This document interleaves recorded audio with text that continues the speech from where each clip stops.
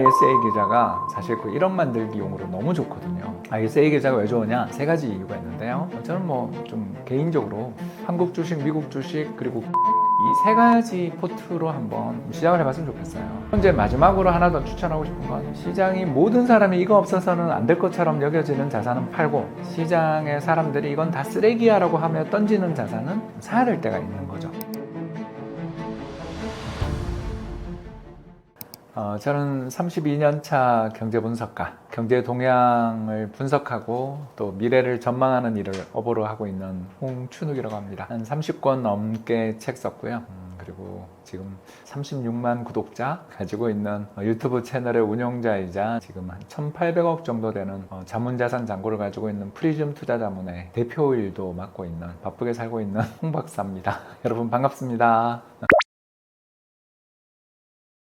ISA 계좌는요, 이건 무조건 필수입니다. 아까 제가 이제 그 1억 만드신 분들 이야기를 하면서 했는데, 굉장히 ISA 계좌가 사실 그 1억 만들기용으로 너무 좋거든요. 일단 그 ISA 계좌 한도가요, 여러분 1억이에요. 그렇기 때문에 매년 2천만 원씩 해서 5년간 1억이에요. 그러니까 이게 적금 붙듯이 한번 해보는 거죠. 물론 5년 만에 1억을 모을 수 있으면 얼마나 좋아요. 그렇지만 안 모아도 되거든요. 한 5천만 원 모으면 어때요? 또 이거 재가입이 돼요.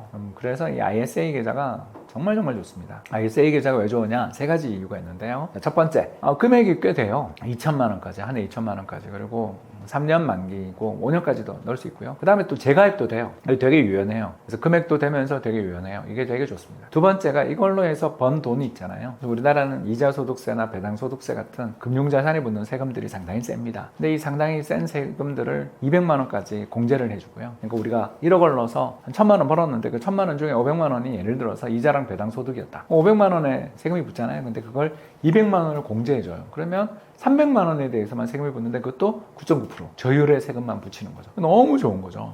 그렇기 때문에 우리나라에 있는 대부분의 어떤 금융상품들 중에서도 ISA를 따라갈 만한 상품은 없다. 그래서 중개형 ISA라고 해서 개인들이 각종 개별 주식이나 또는 ETF 같은 걸 자유롭게 매매할 수 있는 중개형 ISA를 꼭 가입하시길 바라고요. 이제 마지막 세 번째 장점이 뭐냐면, 이게 만기가 되면요, 이거를 개인연금에 이전시킬 수가 있어요. 그게 무슨 말이냐면, 내가 이 돈은 안 건드릴 것 같아. 내가 이렇게 절세 효과를 누리면서 모은 목돈 1억이 있는데 이거를 다시 찾아서 CMA 계좌에서 운영하기보다, 나 이거는 계속 앞으로 ISA 계좌를 새로 만들어서 계속 운영을 할 거니까, 그 전에 내가 만들어놨던 돈 1억까지 한도니까 뭐 3천만 원이 있다면 이걸 연금 계좌에 이전을 시킬 수 있다는 게 굉장히 큰 장점이고, 연금 계좌에서 그 해에 3천만 원까지 또 세금을 대해서 그 연말정산 혜택을 줘요. 300만 원 정도를 돌려준다고 생각하시면 돼요. 이게 엄청나게 큰 혜택이라는 거 아시잖아요. 그 세금을 냈는데 돌려준다. 이러기 때문에 연금저축으로 이전도 할 수 있는 그런 장점이 있어서 이거는 꼭 좀 하셨으면 좋겠다. 그러니까 성인 기준들, 그래서 미성년 자녀가 딱 성년될 때, 아직 대학 가기 전이잖아요, 대부분. 그때부터 ISA 계좌 가입해 주시면 되니까 여러분들 이거 꼭 했으면 좋겠습니다. ISA 계좌가 ETF에 투자하기가 너무너무 좋은 계좌거든요. 그래서 저는 뭐 좀 개인적으로 한국 주식, 미국 주식, 그리고 금, 이 세 가지 포트로 한번 시작을 해봤으면 좋겠어요. 물론 여기다가 이제 미국 달러 표시 채권이나 예금도 좋고요. 투자 4분법 내지는 3분법을 꼭 추천을 좀 드리고 싶은 이유가, 일단 이게 ISA 계좌에 투자를 하게 되면 그 주식은 뭐 여러분 세금이 안 붙는 거 아시죠? 근데 배당에 대해서는 세금이 붙는 걸 모르시는 분들이 되게 많아요. 그래서 그 배당에 대해서 뭐 이해를 할 수 있고요. 더 나가서 해외 포트폴리오를 함께 가지고 있으면 이게 되게 좋은 게, 최근 그 트럼프가 미국 대통령 되고 난 다음에 미국보다 한국 시장 수익률이 더 좋은 거 아시죠?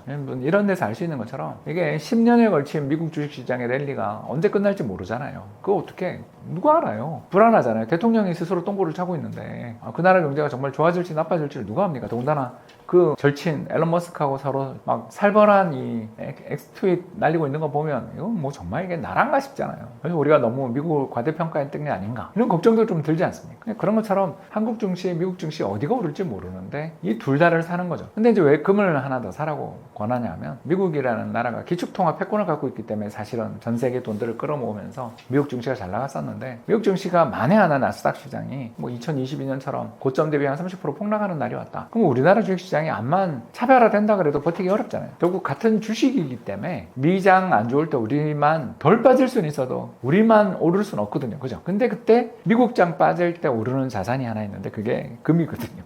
그렇기 때문에 금도 좀 투자를 하는 거죠. 그리고 이제 마지막으로 하나 더 추천하고 싶은 건 현금 좀 가지고 있으면 되게 좋거든요. 왜냐하면 이 현금은 우리가 강세장에서는 우리의 수익률을 떨어뜨리는 것처럼 느껴져서 이거 불필요하다고 생각하지만 우리나라 주식시장, 자산시장 이런 걸 우리가 공부를 좀 하다 보면 1년에 20, 30% 빠지는 건 기본이잖아요. 벌써 지난 3년만 우리 한번 놓고 보세요. 자, 얼마 전 4월 초 종합주가지수 2300도 갔다 왔죠. 깨지고 왔죠. 그 다음에 작년 2024년 8월 혹시 기억나세요? 예, 그 일본 중앙은행 금리 인상하자마자 하루에 한 10% 빠지는 거 봤죠. 그리고 또 2023년 10월 혹시 기억나세요? 기억도 안 나실 겁니다. 하마스가 이스라엘 침공했던 거 혹시 수천 명이 죽거나 끌려갔던 사건 기억나세요? 이런 일들이 벌어질 때마다 그때 우리나라 주식시장에서 가장 잘 나가던 테마조차 버티질 못했어요. 그때부터 2차 전지 어떻게 됐는지 한 번만 보십시오. 이게 우리나라의 그 테마, 우리나라의 어떤 뭐랄까요? 그 자금의 이동 흐름 이런 거가 글로벌 사건에 굉장히 영향을 많이 받아요. 그렇기 때문에 그때 근데 현금이 있었다면 정말 당신이 보유한 종목이 그렇게 미래가 창창하다라면 물 탈 수 있잖아요. 그런 물 탈 수 있는 자금으로 쓸 수 있고 또 올해처럼 금값이 폭등하고 막 그럴 때는 금을 또 좀 팔아서 현금으로 가지고 있을 수도 있기 때문에 그래서 투자 4분법을 좀 추천을 많이 드리고요. 여기에 해당되는 ETF들을 추천하자면 일단 우리나라는 코스피 200에 투자하는 ETF 그래서 뭐 삼성자산운용의 코덱스 200이 일단 굉장히 큰 걸로 알거든요. 그거 사면 되고요. 미국은 타이거 S&P 500 이게 또 엄청 사이즈가 크더라고요. 타이거는 미래에셋 거죠. 금은 KRX 금현물 사시면 되고요. 요거는 에이스 그러니까 한투 자산운용이 운용하는 ETF. 마지막은 이제 현금은 뭐 은행 예금 넣어도 되고 CMA 넣어도 되고 외화 예금 넣어도 되고 뭐 그렇죠. 알아서 하시면 되겠습니다. 여러분 버스 지나가고 벤츠 와요. 이 연애 시장에서 이제 늘 쓰는 표현인데요. 똥차 가고 벤츠 온다 그러잖아요. 옛날 사람을 잊어버려 그러면서 옆에서 친구들이 해주잖아요. 그죠? 근데 이게 자산 시장에서는 진짜 맞는 이야기예요. 제가 아까 일부에서 잠깐 이야기했는데 30대 때는 돈을 거의 못 벌었어요. 그러니까 부동산 안 샀으면 거의 형편없었을 수익에 만족했었을 거고 또 더 나가서 월급을 악착같이 저축해준 아내와 둘이서 흑수저 둘이 만나가지고 열심히 살았기 때문에 돈을 모았다 그랬잖아요. 그런데 40대 접어들고 난 다음부터는 제가 거의 한 해도 깨먹은 해가 없어요. 그러니까 왜 이렇게 됐을까? 이게 여러분 똥차 가고 벤츠 오더라고요. 무슨 말이냐면 나이가 들면 들수록 수익률이 올라가요. 왜 그러냐면 시장을 보고 이렇게 이런 좋은 책을 여러분이 공부를 하셨기 때문이에요. 그러니까 이게 커리어가 쌓이고요. 여러 번 시장이 죽었다 살았다는 걸 보면 이게 어느 날 와요. 제가 이 책에 쓴 표현인데 냄새가 나요. 아, 또 왔구나. 그런 때가 오거든요. 저 올해 벌써 2번 맡았거든요. 그래서 2월에 금을 팔았고요. 저희 회사 기준, 그러니까 제가 운영하는 펀드 기준으로 해서 2월에 금 팔고 4월에 미국 주식, 한국 주식을 엄청 담았어요. 그 왜 그렇게 가능해요? 하면 시장이 모든 사람이 이거 없어서는 안 될 것처럼 여겨지는 자산은 팔고 시장의 사람들이 이건 다 쓰레기야 라고 하며 던지는 자산은 사야 될 때가 있는 거죠. 물론 가치 없는 자산을 그렇게 사면 안 되는데요. 가치가 있는 내재 가치라는 게 이제 여러 가지 내재 가치를 측정할 수 있잖아요. 이런 내재 가치가 있는 자산들은 이 헐값에 거래되고 사람들이 모두 다 던질 때는 아 드디어 벤츠 왔구나 이런 생각이 좀 필요하더라고요. 다음 장이 와요. 더 좋은 장이 와요. 내가 그때 여력이 있고 정보력이 뛰어나고 판단력이 뛰어날 때 더 좋은 투자의 기회가 올 거기 때문에 꼭 이번이 아니면 이번에 베팅을 못하면 나 끝날 것 같은 그런 갈증을 느낄 때 좀 조심하셔야 돼요. 왜냐하면 초년에 오는 찬스는 사실 그게 지나고 난 다음에 함정인 경우들이 너무 많더라. 이 말씀을 꼭 드리고 싶었습니다. 제가 운영하고 있는 프리즘 투자 자문 상품을 추천하는 분들은요, 간단해요. 귀차니즘을 느끼시는 분들. 이게 ETF 4개를 고르거나 은행 예금을 골라서 ISA 계좌로 이렇게 4분의 1씩 투자를 해서 1년에 2천만 원이든 1천만 원이든 넣으면서 1년에 한 번이지만 4분의 1을 또 비율을 맞추는 이런 수고를 좀 해야 돼요. 그리고 더 나가서 1년에 한 번 정도 온다 그랬죠. 그래서 2023년 10월, 2024년 8월, 올해 4월 같이 시장이 붕괴될 것처럼 모든 사람이 다 도망가는 시기에 보유했던 현금을 그때 쓰는 거야 하고서 좀 위험 자산을 사야 되거든요. 그게 되게 어려운 분들이 있고 그때 오늘 꼭 해야 돼 내일 하지 뭐 이러고 이제 넘기시는 분들한테는 프리즘의 이제 자동 매매가 도움이 되지 않을까 그렇게 생각을 해서 만들었어요. 그래서 프리즘 회사를 창업한 이유가 사실 저를 위한 거예요. 제가 되게 운영을 잘하면서도 귀차니즘을 엄청 느끼다가 마님이 오빠 그래서 오늘 할래 안 할래 그래야 하거든요. 제가 그런 사람이에요. 오빠 안 할 거야? 이렇게 눈을 부릅뜨면 아 호랑이 때 아니랄까봐 예 알았다 이러고 가서 한단 말이에요. 저도 그런데 여러분들 많이 귀차니즘 느끼시는 분들을 위해서 만든 저 같은 사람들이 또 마음 편하게 운영을 하고 싶어서 제 돈이 여기 수억 들어가 있거든요. 이렇게 펀드 형태로 이제 들어가 있죠. 제가 직접 운영하는 데는 못 넣고요. 아무튼 그런 식으로 운영을 하고 있으니까 여러분들 좀 난 귀차니즘이 좀 있는 것 같아 하시는 분들은 프리즘 서비스 이용해 보셔도 좋을 것 같습니다. 새 정부 들어설 때 기억해야 되는 가장 중요한 포인트 하나만 말씀을 드리겠습니다. 한국 정부가 바뀐다고 해서 주식시장이 어떻게 된다라는 생각들을 버리시면 투자에 굉장히 도움이 됩니다. 왜 그럴까요? 간단합니다. 우리나라 주식시장은요, 수출의 함수지 다른 어떤 우리 국내 변수 중에 수출에 영향을 미칠 만한 변수는 없거든요. 기업들의 경쟁력이라든가 산업에서의 경쟁 구도 이런 것들은 정부가 당장 영향을 미칠 수 없거든요. 결국 그러기 때문에 경제 기업들이 가지고 있는 펀더멘탈이라는 것은 정부의 정책 변화로 나타나기가 굉장히 어렵고 나타나 본들 세금 인하 정도 그러니까 법인세를 크게 인하한다든가 이런 일을 하면 당연히 주주들에게 돌아가는 보상이 커지니까 주가 부양 효과는 있겠습니다만 과연 법인세를 인하할 수 있을까? 저는 거의 불가능에 가깝다 이렇게 생각합니다. 결국 우리나라는 수출 잘 될 때 주가가 오르고 수출 안 될 때 주가 빠지는 그런 나라인데 지난해 하반기 이후에 우리나라 수출이 괜찮은데도 불구하고 주가가 되게 많이 빠졌습니다. 그렇기 때문에 다시 주가가 오르는 거고요. 그 주가가 수출 레벨을 넘어서서 쭉쭉 뻗어나가기 위해서는 새로운 모멘텀들이 필요하다. 근데 그 모멘텀은 국내 요인도 일부 있겠죠. 그러나 글로벌 경제에 의해서 거의 좌우된다라는 말씀 좀 드리고 싶습니다. 일단 이제 투자를 함에 있어서 제일 힘든 게 저는 1억 만드는 거더라고요. 제가 그랬던 이야기입니다. 일단 직장 취직하고 돈을 벌기 시작하니까 이렇게 연애가 좀 되더라고요. 저는 그래서 맛있는 것도 먹어야 되고요. 또 연애하려면 차도 필요하지 않냐 이러고 필요하고요. 또 경치 좋은 데 가서 분위기를 띄울 만한 어떤 맛집도 찾아다녀야 되고 옷도 이제 새로 사 입어야 되고 참 돈이 많이 들어가더라고요. 그렇게 해서 한 1년 정도 지나고 난 다음 보니까 세상에 신용카드가 청구서가 날아오는데 제 월급은 통장이 되더라고요.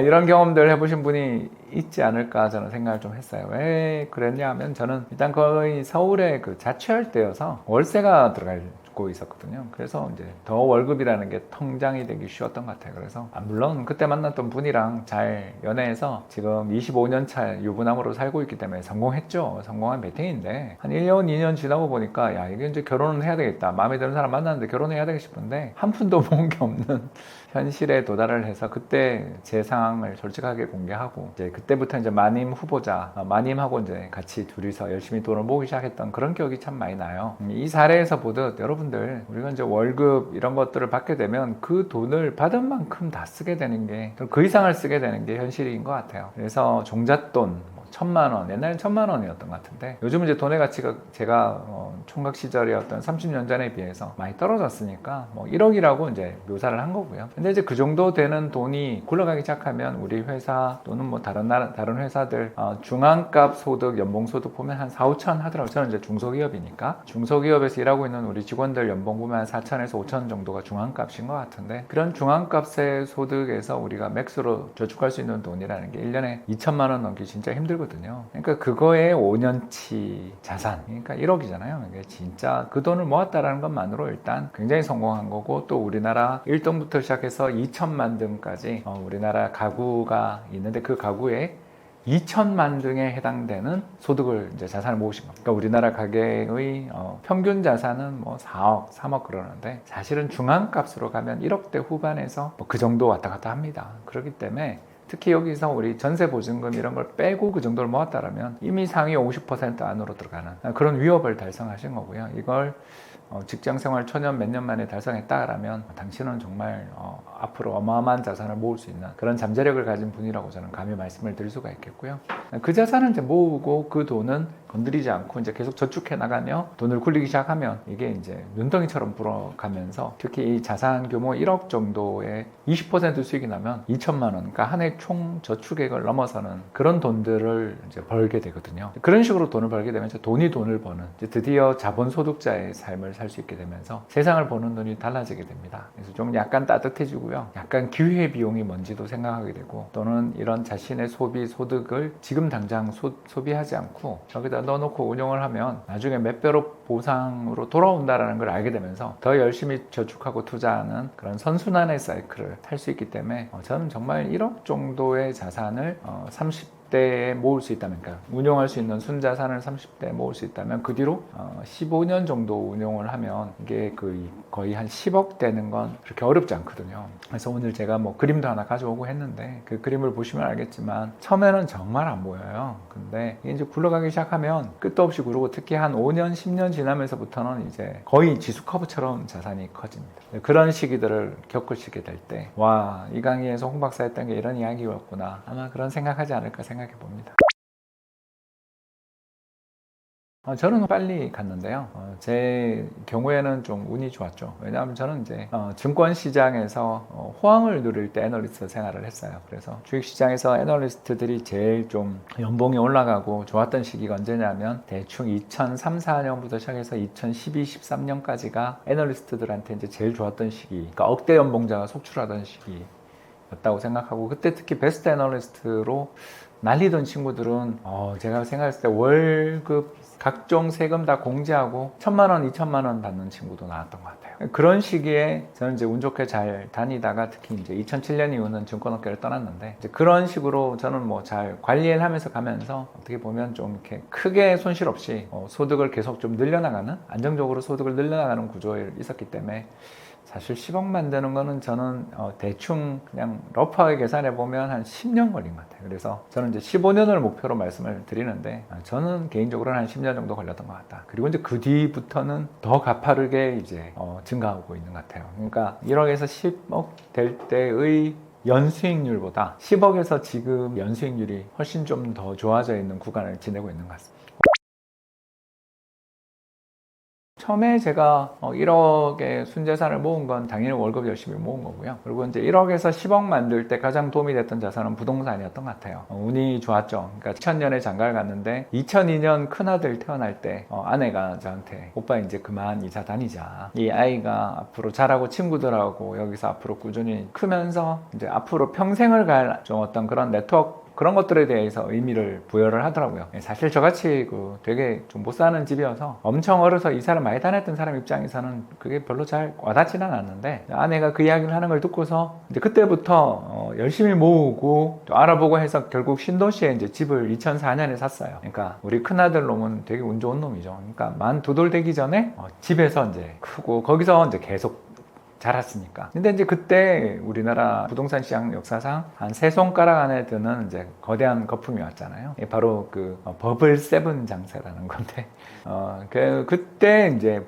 폭등하는 걸 보면서 너무너무 자산이 눈앞에서 막 가파르게 불어나는 걸 봤죠. 그리고 이제 또 그 불어나는 걸 보면서 계속 그 원리금을 갚고 나니까 그 집에 불어난 자산으로 대출을 또 받을 수 있잖아요. 이렇게 해서 이제 두 번째 집은 이제 갭 투자를 했죠. 그러면서 서울에 있는 집을 처음 샀던 시기가 그때쯤 샀죠. 그래서 2000년대 후반으로 넘어가면서 서울에 있는 집도 사고, 그렇게 해서 딱 보니까 이미 시가 기준으로 해서 한 10억은 넘었더라고요. 그래서 와, 정말 좋았네 하고 있다가 이제 2012, 13년 하우스푸어 사태 때 엄청 고생했죠. 이제 그러면서 그 빚을 갚아 나가는 과정들을 거치고 하면서 결국 어떻게 보면 첫 번째 제 10억 만들기는 대부분 저의 원리금 상환을 위한 저축으로 대부분이 설명되고, 자산 차익이랄까 그런 부분들은 크지 않아서 수익률은 높지 않았다고 볼 수 있을 것 같아요. 근데 이제 그때 이후 하우스푸어 사태를 겪고 뭐 이랬던 2010년대 이제 초반을 고비로 해서 제가 이제 투자의 철학을 하나 깨쳤던 게 뭐냐면, 우리나라에서 추세라는 걸 믿으면 안 된다. 다시 말해서 우리나라는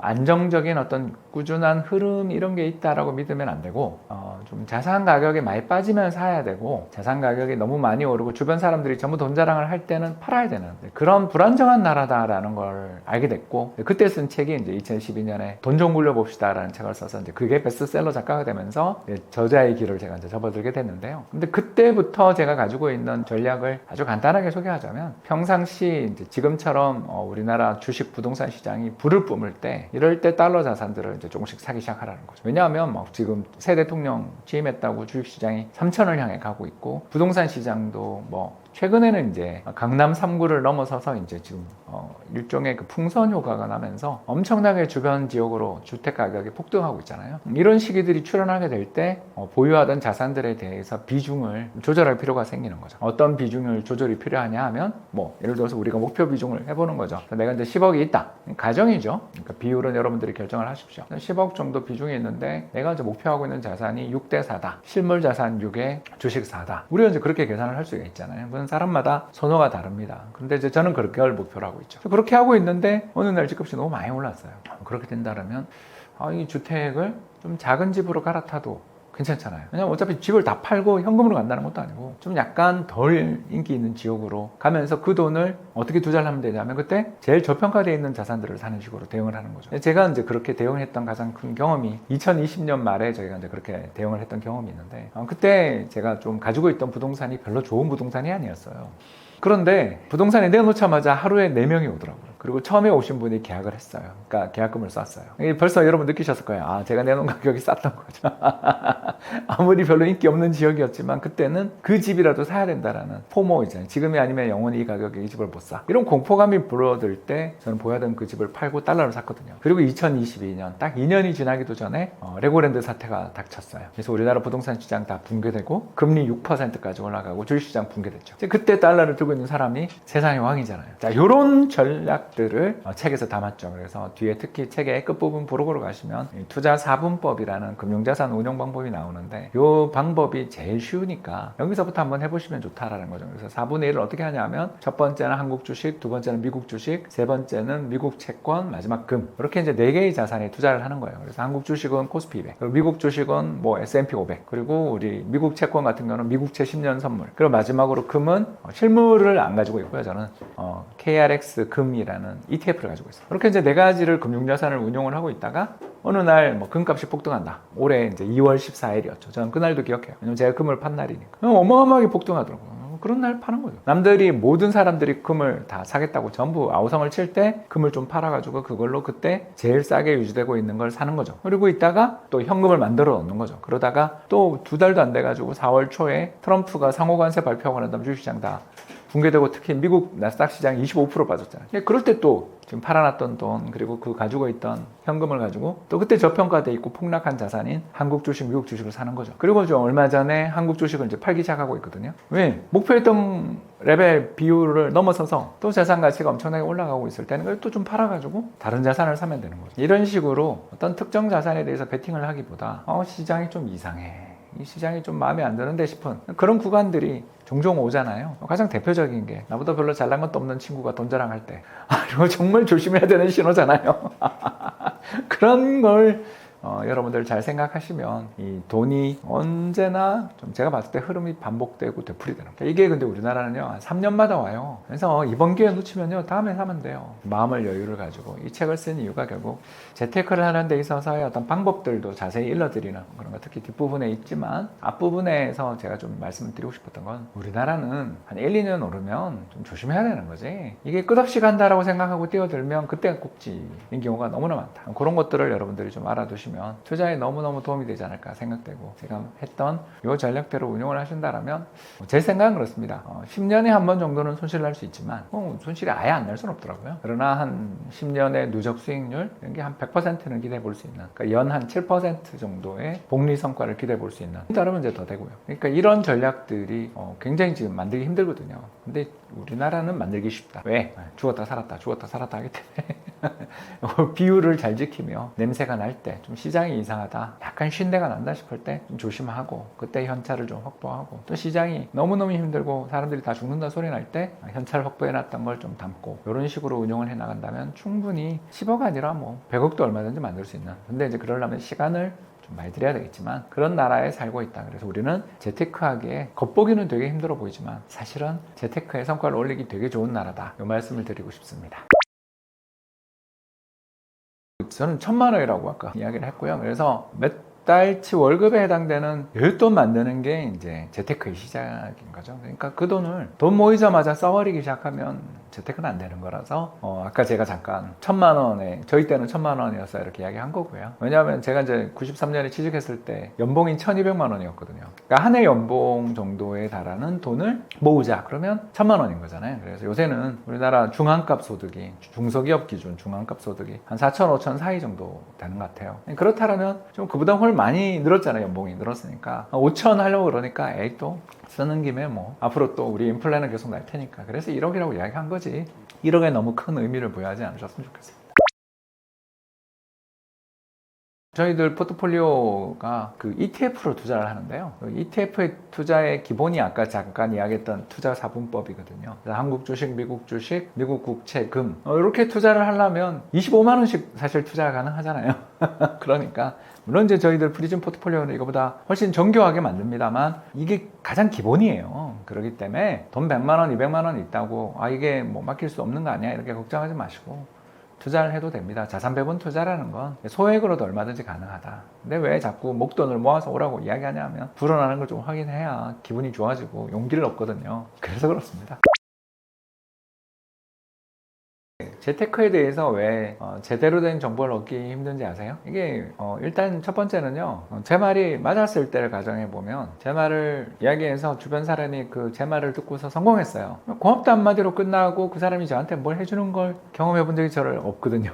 그냥 고마워하는 거죠. 근데 그걸로 저는 기뻐합니다. 근데 이제 두 번째가 문제가 뭐냐면 내가 이거 사라고 했잖아, 또는 이거 지금 강세장인 같은데 이렇게 이야기를 했단 말이에요. 근데 그 말을 안 들었잖아요. 그럼 그 사람이 저를 피해요. 그죠? 미안할 거 아니에요. 그리고 부끄럽기도 하고 또 좀 굉장히 친한 사이 같으면 그 다음 질문이 준비되어 있잖아요. 그럼 지금은 괜찮아? 제가 되게 답변하기 어렵잖아요. 그래서 이제 또 나쁜 게 뭐냐면 제가 추천을 했는데 대부분 저희 추천의 방향이 뭐냐면 제가 읽어보시면 알겠지만 타이밍을 맞출 수가 없기 때문에 분할해서 매매를 하라는 게 저희 추천이잖아요. 그래서 아주 이 일을 오래 하다 보니까 방향은 대충 다가오는데 언제 돌아설지는 잘 몰라요. 그래서 뭐 한 1년, 2년 보면 대충 좋아질 것 같은데 이렇게 추천을 하거든요. 그럼 그 사람은 이게 지금 당장 사라는 뜻인 줄 알고 사서 고생하다가 한 6개월 정도 고생하다가 본격적으로 올 때쯤 돼서 다 팔아버리고 1년 뒤에 야, 네 말대로 했는데 별로 재미도 못 봤는데 랄 때 보면 이제 날아가고 있다는 거죠. 그래서 이게 타이밍 문제가 또 되게 커요. 그래서 어떤 분들이 이제 주변에서 많이들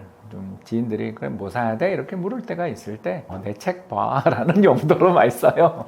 책에 다 있어. 그래서 책에 다 있는 내용 요약해줘. 그러면 한 1, 2년 보면 좋아 보이는데 근데 언제 좋아질지 모르겠다 야. 우리 그러면 뭐 정말 그렇게 고민 있고 하고 싶다면 우리 한번 같이 거기 다녀볼까? 뭐 이런 정도가 최선인데 너무 디테일하게 이제 딱 찍어주기를 바라는 분들이 너무 많다 보니까 그래서 이렇게 사석에서 저 같은 전문가들이 잘 조언을 안 하려고 드는 이유가 이런 이유 때문이다 말씀이었습니다. 2019년 초에 이제 잘 다니던 모 증권사 리서치 팀장 자리를 그만두고 나왔거든요. 근데 나올 때 제가 자랑을 좀 하고 싶은 게 위에 분이 왜 이거 그만두냐고 엄청 잡으셨는데 그만뒀어요. 왜 그랬냐면 이유가 두 가지였는 게 하나는 내가 이제 더 이상 할 게 없다라는 생각을 좀 했거든요. 그 트럼프 정부에서는 경제 분석가가 의미가 있나 이런 생각이 들 정도로 그때 너무 힘들었어요. 2018년을 마치고 19년 초에 그만둔 이유가. 두 번째가 또 뭐였냐면 돈을 좀 벌었어요. 그래가지고 꼭 월급 안 받고 매일 새벽같이 5시에 일어나서 출근 안 하는 그런 삶을 살고 싶어서 했거든요. 근데 이제 그 다음에 집에서 놀고 있는데 너무 심심해가지고 이제 책을 쓰기 시작했죠. 책을 쓰다 보니까 또 책도 잘 되고 해가지고 유튜브도 시작하고 이러면서 이제 뭐랄까요, 이렇게 바쁘게 살고 있던 중에 내 돈 관리하는 게 귀찮아가지고 이제 회사까지 차리고 그래서 다시 이제 바쁘게 살게 됐어요. 그걸 보면서 스스로 느낍니다. 나는 부지런하게 살아야 되는 팔짱가 봐. 그렇게 부지런하게 사는 팔짱가봐 하면 사람들이 와서 홍 박사한테 와서 엄청나게 책 좀 써달라고 그러거든요. 근데 이제 이 책을 쓰게 됐던 이유가 작년 연말 뭐 컨퍼런스를 갔는데 트럼프가 이제 당선된 다음에 컨퍼런스를 갔는데 막 사람들이 묻더라고요. 2025년 시장 어떻게 보냐. 그래서 미국군 저는 별로 재미없는 것 같고 금을 사야 된다. 그랬더니 이제 몇 달 지나서 그때 그 신문사 컨퍼런스에 담당 기자님이 왜 홍 박사님이 이걸로 책 안 쓰세요? 그래서 쓰기 시작했어요. 그때 왜 그런 걸 느꼈나? 그때 왜 싸했나? 그때 분명 천슬라 그러고 막 나스닥 사상 최고치를 향해서 가고 금융시장이 미친 것처럼 미국장이 오를 때인데 미국은 조심해야 되고 금을 사야 된다. 어디서 그런 촉이 나왔나? 그런 걸 물으시더라고요. 그래서 그때 쎄했다. 뭐가 쎄한데요? 이게 한두 마디로 말하기 어려운 그런 좀 불편함이 왔다. 그럼 그걸로 책을 쓰면 어떠냐? 이래서 쓴 책. 그래서 좀 뭐랄까요? 약간 30년 차 이코노미스트 홍 박사가 쎄하다고 느낄 때 왜 쟤는 저걸 쎄하다고 느끼고 방송 나와서 저런 소리를 하나? 그게 좀 궁금하신 분들이라면 그냥 완전 떠먹여드리는, 오늘 떠먹여주는 TV를 나왔는데 떠먹여드리는 책이다. 그래서 관심 가지고 보시면 좋지 않나. 그리고 이 책을 읽어도 운영하는데 자신이 없다. 그럼 프리즘에 맡겨라. 이런 말씀을 드리며 오늘 방송을 마치겠습니다. 여러분 경청해 주셔서 대단히 감사합니다.